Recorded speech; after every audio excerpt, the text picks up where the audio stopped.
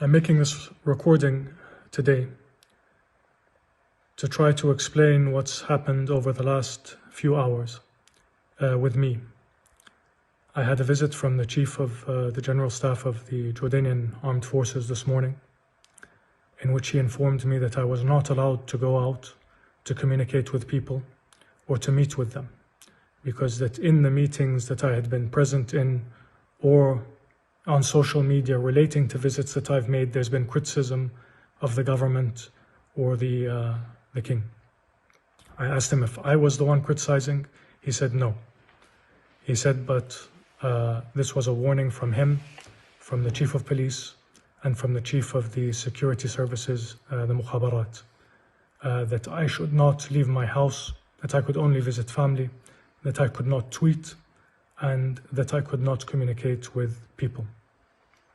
Since then, a number of the people I know or my friends have been arrested. My security has been removed, and the internet and phone lines have been cut. This is my last form of communication, satellite internet that I have, and I've been informed by the company that they are instructed to cut it. So it may be the last time I'm able to communicate. As I said to the Chief of Staff when he came, I am not the person responsible for the breakdown in governance, for the corruption, and for the incompetence that has been prevalent in our governing structure for the last 15 to 20 years and has been getting worse by the year. I am not responsible for the lack of faith that people have in their institutions. They are responsible.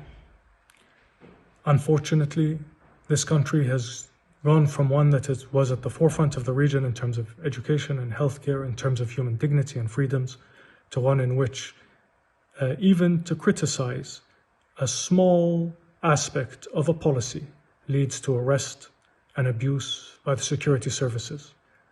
And it's reached the point where no one is able to speak or express an opinion on anything without being bullied, arrested, harassed, and threatened. This is a very sad and unfortunate turn for a country that, as I said, used to be in the forefront of the region. And the lives and futures of our children and their children are at stake if this continues.